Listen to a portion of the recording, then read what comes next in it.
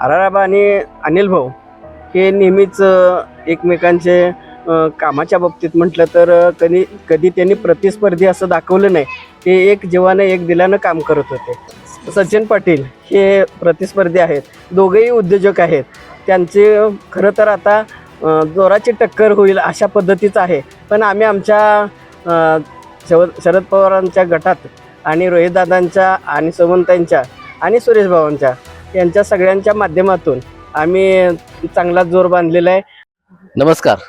जिल्हा परिषद पंचायत समितीच्या निवडणुकींची ही जी प्रक्रिया आहे प्रचाराची आता अंतिम टप्प्यात आलेली आहे असं म्हणायला हरकत नाही, कारण 2च दिवस या प्रचाराची मुदत आहे आणि त्यानंतर निवडणूक प्रक्रिया 7 तारखेला पार पडणार आहे.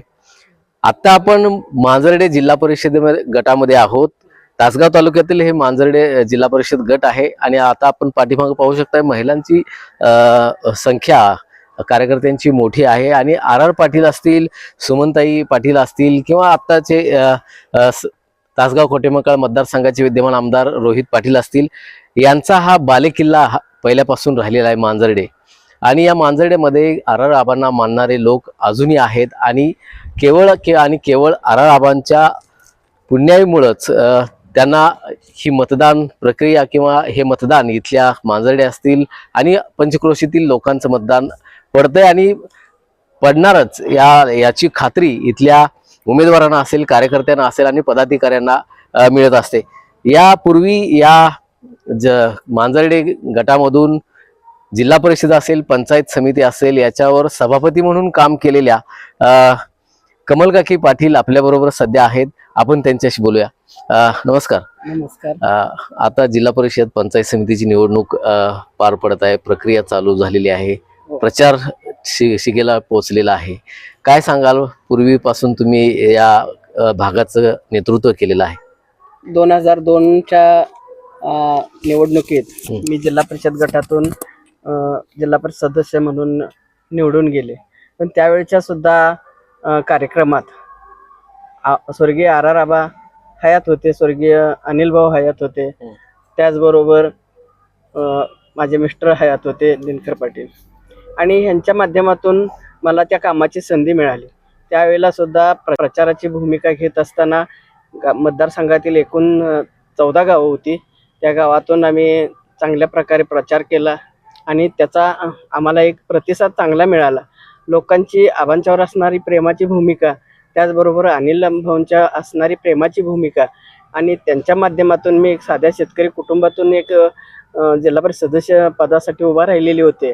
आणि माझा प्रतिस्पर्धी खूप खासदारांच्या पत्नी होत्या. पण टक्कर देत असताना आबांचं कार्य, अनिल भाऊंचं कार्य आणि माझे मिस्टर दिनकर दादांचं स्वर्गीय, या सर्वांच्या कार्यात मला खूप चांगलं काम करायची संधी मिळाली आणि त्यामुळं मी ते काम करत असताना सुद्धा चांगल्या प्रकारे काम केलं. आता काय सांगाल, कारण सुहास बाबर होते, आता ते हयात नाहीत. आता अनिल बाबर होते, आता सुहास बाबर काम करतायत, आमदार म्हणून काम करतायत. परंतु तुमच्या विरोधी गटामध्ये ते सध्या आमदार म्हणून काम करतायत. काय वाटतं? कसं, आबा आणि भाऊंचं हे नातं भावाभावांचं असल्यासारखं होतं आणि आराराबा आणि अनिल भाऊ हे नेहमीच एकमेकांचे कामाच्या बाबतीत म्हटलं तर कधी त्यांनी प्रतिस्पर्धी असं दाखवलं नाही. ते एक जीवाने एक दिलानं काम करत होते आणि आमच्या 21 गावाचं सर्कल हे खानापूर आटपाडीला जोडलं असल्यामुळं आमचा संपर्क आमदारकीसाठी तिकडे येतो, पण जिल्हा परिषद आणि पंचायत समितीसाठी आम्ही इकडं असतो आणि त्यामुळं आम्हाला त्यांचाही संपर्क चांगला आहे, सुहासभाईंचाही चांगला आहे आणि रोहितदादांचाही चांगला आहे आणि त्यामुळं आम्हाला त्यांच्या माध्यमातून गावाचा चांगलाच विकास करता आला आणि अजूनही येतोय. आता काय वाटतंय, कारण विरोधी पक्षानंही मोर्चे बांधणीला सुरुवात केलेली आहे, त्यांच्याकडूनही मोठ्या प्रमाणात मोर्चे बांधणी झालेली आहे आणि आता राष्ट्रवादीकडून तुमच्याकडूनही झालंय. काय विश्वास काय वाटतो? कसं आहे, दोन्ही जिल्हा परिषद गटातून शरद पवार गटाकडून उभा राहिलेले मोहन नाना असतील आणि प्रतिस्पर्धी अजयदादांच्या गटातून सचिन पाटील हे प्रतिस्पर्धी आहेत, दोघेही उद्योजक आहेत. त्यांचे खरं तर आता जोराची टक्कर होईल अशा पद्धतीचं आहे. पण आम्ही आमच्या शरद पवारांच्या गटात आणि रोहितदादांच्या आणि सुमनताईंच्या आणि सुरेश भावांच्या यांच्या सगळ्यांच्या माध्यमातून आम्ही चांगला जोर बांधलेला आहे. आम्ही त्या टक्कर करताना सुद्धा आम्ही पुढे जाऊ अशी आमची भूमिका आहे. नक्कीच आपल्याबरोबर आता मांजर्डे पंचायत समिती गणातील उमेदवार आहेत विद्याराणी चव्हाण. आपण त्यांच्याशी बोलूया. नमस्कार. मी विद्याराणी प्रकाश चव्हाण, राष्ट्रवादी पक्ष शरदचंद्र पवार यांच्या नेतृत्वाखाली काम करत आहे. आणि स्वर्गीय RR आबा, स्वर्गीय दिनकर आबा आणि रोहित दादा पाटील यांच्या नेतृत्वाखाली मांजर्डे गणातून उमेदवारी मिळाली आहे. आपलं इलेक्शन 7 फेब्रुवारीला आहे. सर्वांनी मतदान करून मला हे करावं, संधी कुठले द्यावी. कुठले मुद्दे आहेत त्या मुद्द्यांना घेऊन आता निवडणूक लढत आहे? महिलांसाठी